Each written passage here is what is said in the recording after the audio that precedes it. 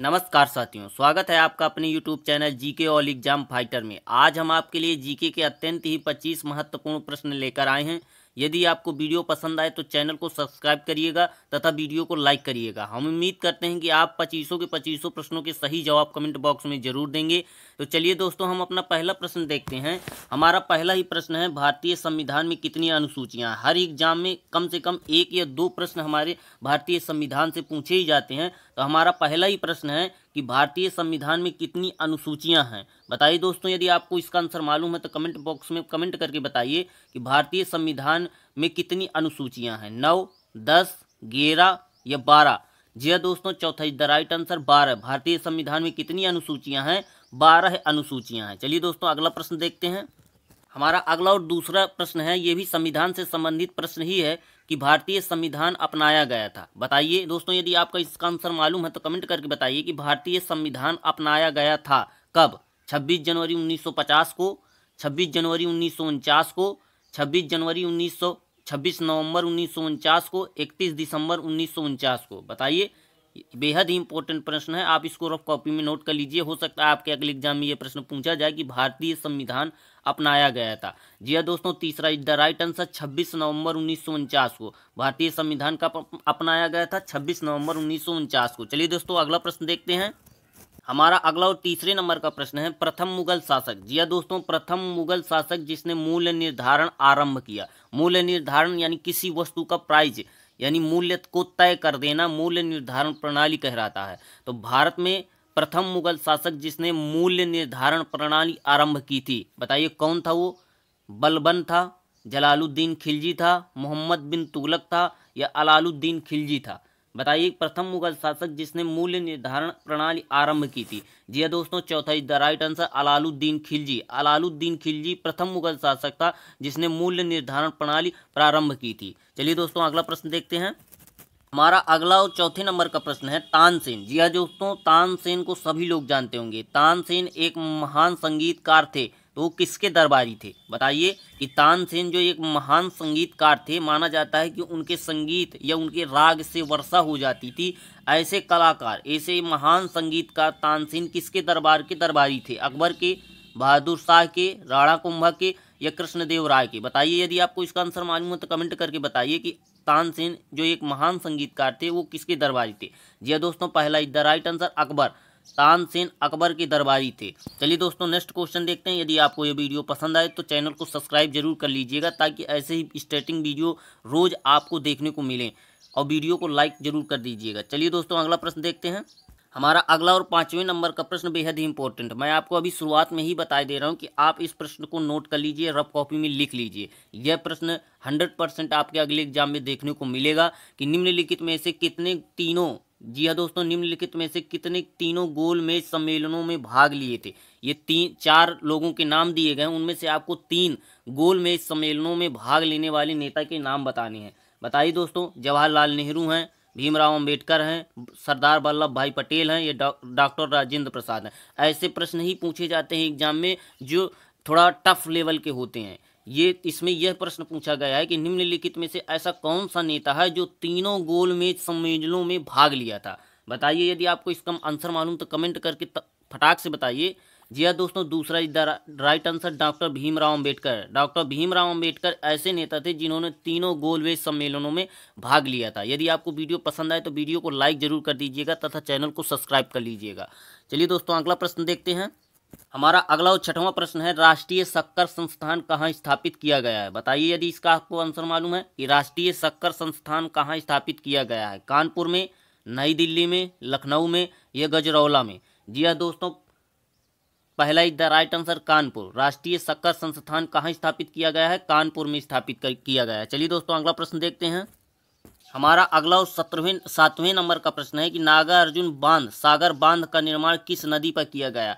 हर एक एग्जाम में एक प्रश्न आपका नदी से पूछा ही जाता है। हो सकता है आपके अगले एग्जाम में यही प्रश्न लिखा मिले कि नागार्जुन सागर बांध का निर्माण किस नदी पर किया गया है? बताइए, नागार्जुन बांध का निर्माण किस नदी पर किया गया है? नागार्जुन बांध सागर का निर्माण किस नदी पर किया गया? नदी का आपको नाम बताना है। कावेरी नदी, कृष्णा नदी, गोदावरी नदी या सिंधु नदी? जी हाँ दोस्तों, दूसरा is the right answer Krishna नदी। नागार्जुन बांध किस नदी पर बनाया गया है?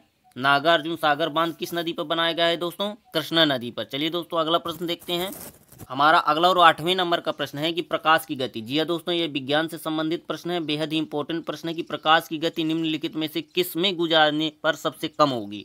बताइए, यदि प्रकाश की गति इनमें से किस में गुजारी जाती है जिसमें सबसे कम होगी? कांच में सबसे कम होगी प्रकाश की गति, निर्वात में, पानी में या हवा में? बताइए, यदि आपको इसका आंसर मालूम है तो कमेंट बॉक्स में कमेंट करके बताइए कि प्रकाश की गति निम्नलिखित में से किस में गुजरने पर सबसे कम होगी।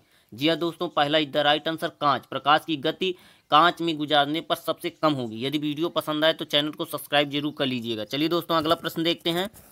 हमारा अगला और 9वें नंबर का प्रश्न है कि गैल्वेनाइज्ड लोहे की चादरों पर एक तत्व की परत चढ़ाते हैं, वह तत्व है। जी हाँ दोस्तों, आपने अधिकतर देखा होगा कि कुछ लोहे ऐसे होते हैं जिनमें जंग नहीं लगता, उन्हें गैल्वेनाइज्ड लोहे बोलते हैं, क्योंकि उनमें किसकी परत चढ़ा दी जाती है जिसके कारण उनमें जो है क्षरण की प्रक्रिया यानी लोहे को खराब होने की या जंग लगने की गति धीमी हो जाती है। तो आपको ये बेहद ही इंपॉर्टेंट प्रश्न है, कई बार एग्जाम में पूछा जा चुका है। और बताइए यदि आपको इसका आंसर मालूम है कमेंट करके कि गैल्वेनाइज्ड लोहे की चादरों पर एक परत चढ़ाते हैं, वह तत्व है जिंक, क्रोमियम, सीसा, ये टिन।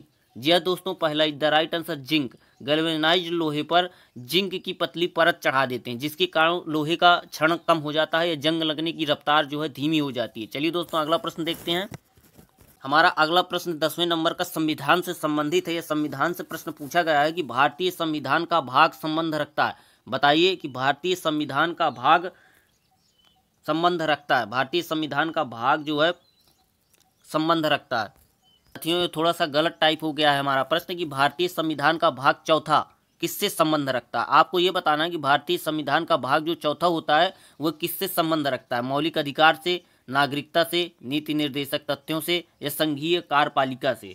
बताइए यदि आपको इसका आंसर मालूम है कि भारतीय संविधान का भाग 4 किससे संबंध रखता है। जी हाँ दोस्तों, तीसरा इज द राइट आंसर नीति निर्देशक तथ्यों से। भारतीय संविधान का चौथा भाग किससे संबंधित है? नीति निर्देशक तथ्यों से। चलिए दोस्तों अगला प्रश्न देखते हैं। हमारा अगला और 11वें नंबर का प्रश्न बेहद ही इंपॉर्टेंट प्रश्न है कि निम्नलिखित यूरोपीय संघ में किस देश ने यूरोपीय मुद्रा को नहीं अपनाया? बेहद ही इंपॉर्टेंट इंटरनेशनल प्रश्न है।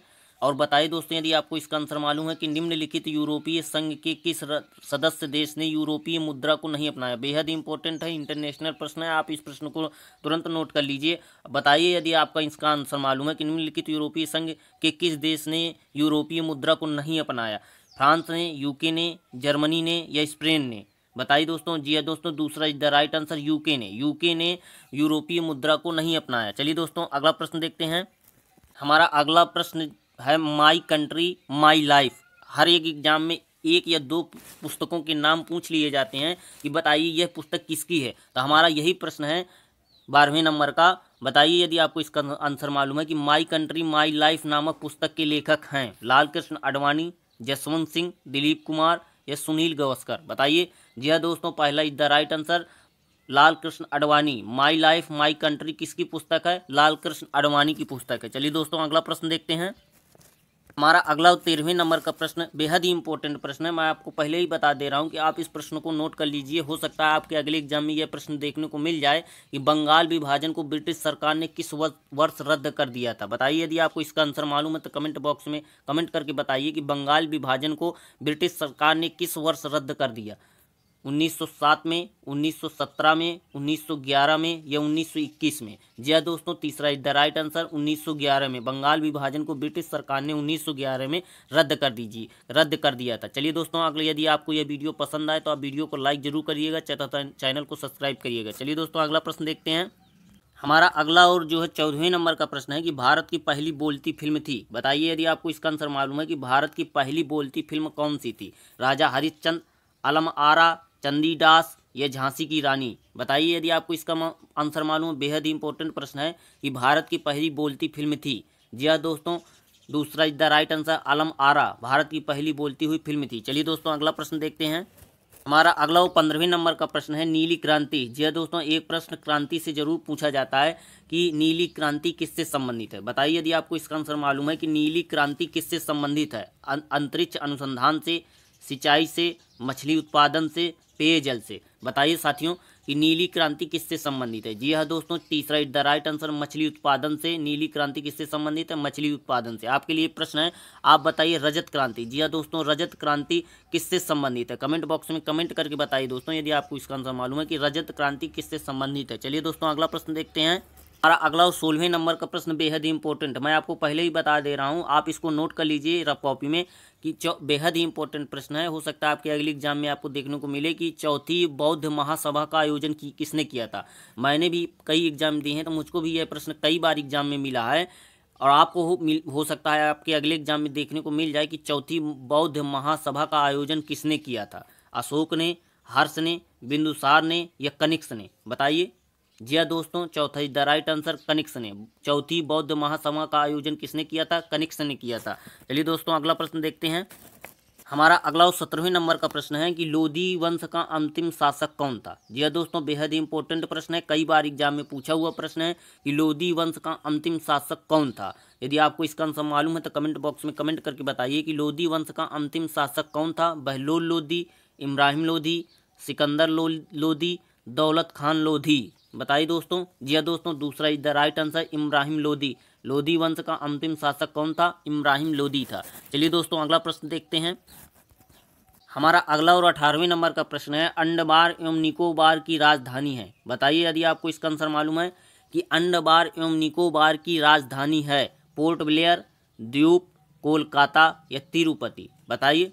जी हाँ दोस्तों, बेहद ही इंपॉर्टेंट प्रश्न है, सेंट्रल लेवल का प्रश्न है कि अंडमान एवं निकोबार की राजधानी। आप लोग अलग अलग राज्यों की राजधानियां तो याद कर लेते हैं लेकिन आप केंद्र शासित राज्यों की राजधानियां याद करना भूल जाते हैं, इसीलिए यह प्रश्न मैं लेकर आया हूं कि अंडमान एवं निकोबार की राजधानी है। जी हाँ दोस्तों, पहला is the right answer, port Blair. Port Blair Andaman एवं निकोबार की राजधानी है। यदि आपको ये वीडियो पसंद आया हो तो वीडियो को लाइक और चैनल को सब्सक्राइब जरूर कर लीजिएगा ताकि ऐसे ही मज़ेदार वीडियो आपको हर रोज़ देखने के लिए मिल जाए। चलिए दोस्तों अगला प्रश्न देखते हैं। हमारा अगला प्रश्न है, बार इकाई है। बताइए फटाक से कमेंट करके कि बार इकाई है ऊष्मा की, ताप की, धारा की या वातावरणीय दाब की। बेहद ही इंपॉर्टेंट प्रश्न है, कई बार एग्जाम में दोहराया जा चुका है कि बार इकाई है, बताइए। जी हाँ दोस्तों, चौथा इज द राइट आंसर, वातावरण के दाब की इकाई है बार। चलिए दोस्तों अगला प्रश्न देखते हैं। हमारा अगला 20वें नंबर का प्रश्न है, कोनेरू। जी हाँ दोस्तों, सही सुना आपने, कोनेरू हैप्पी संबंधित है, किस खेल से संबंधित है, बताइए। एक प्रश्न आपके हर एग्जाम में खेल से पूछा ही जाता है, वह हो सकता है आपके अगले एग्जाम में यही प्रश्न देखने को मिल जाए कि केनेरू। जी हाँ दोस्तों, केनेरू हैप्पी संबंधित है लॉन टेनिस से, हॉकी से, शतरंज से या बैडमिंटन से। जी हाँ दोस्तों, तीसरा इज द राइट आंसर, शतरंज से। कोनेरू हैप्पी किससे संबंधित है, शतरंज से संबंधित है। चलिए दोस्तों अगला प्रश्न देखते हैं। हमारा अगला और 21वें नंबर का प्रश्न है, बेहद इंपॉर्टेंट प्रश्न है, हो सकता है आपके एग्जाम में देखने को मिले अगले एग्जाम में या कई बार एग्जाम में, मैंने खुद कई एग्जाम दिए हैं तो यह प्रश्न आपको रखा ही मिल जाएगा या रखा हुआ देखने को मिल जाता है कि कांग्रेस अधिवेशन लखनऊ 2016 की अध्यक्षता किसने की थी, बताइए।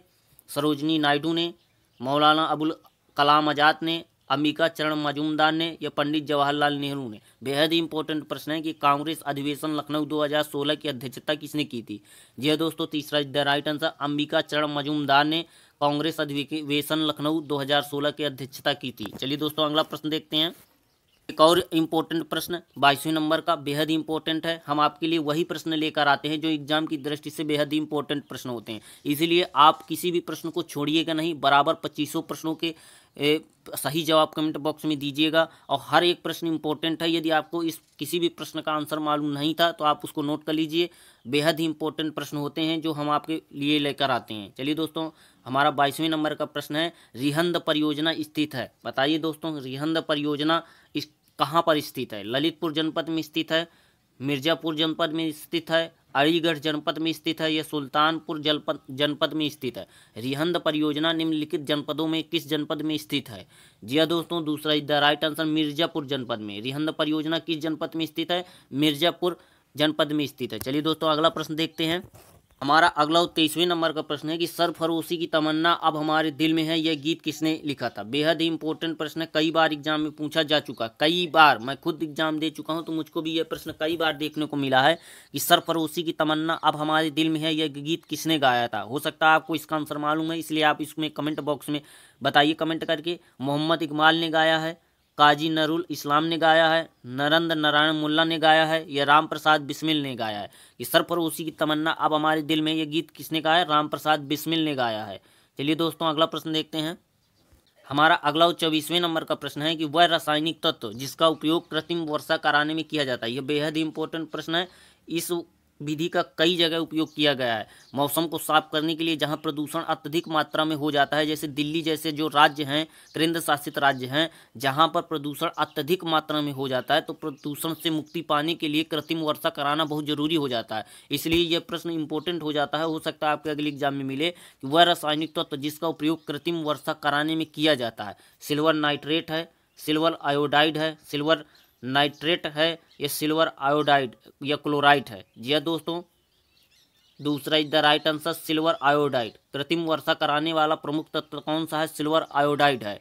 सिल्वर आयोडाइड के माध्यम से कृत्रिम रूप से वर्षा कराई जा सकती है। कृत्रिम वर्षा किसी खेती के लिए नहीं कराई जाती, मौसम को साफ करने या विभिन्न प्रकार की गतिविधियों को जो है अंजाम देने के लिए की जाती है। चलिए दोस्तों अगला प्रश्न देखते हैं। हमारा अगला और 25वें नंबर का प्रश्न है कि निम्नलिखित में से कौन सा तत्व शरीर का सबसे कठोर तत्व है? जी हाँ दोस्तों, हड्डी, इनेमल, नाखून, या इनमें से कोई भी नहीं। आपको यह बताना है कि जो मानव शरीर है, मानव शरीर में ऐसा कौन सा तत्व है जो सबसे कठोर होता है।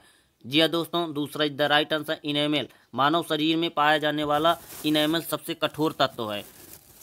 नमस्कार साथियों, आज का हमारा वीडियो यहीं पर समाप्त होता है। यदि आपको ये वीडियो पसंद आया हो तो हमारे वीडियो और चैनल को ज़रूर सब्सक्राइब करिएगा, ताकि ऐसे ही मज़ेदार वीडियो आपको हर रोज़ मिलते रहें। आपका सिलेक्शन हमारे लिए मायने रखता है। आप कुछ भी करें लेकिन आपका सिलेक्शन हमारे लिए मायने रखता है, इसलिए आप भी हमारा सपोर्ट करिए। नमस्कार साथियों, जीके ऑल एग्जाम फाइटर को ज़रूर से ज़रूर याद रखिएगा।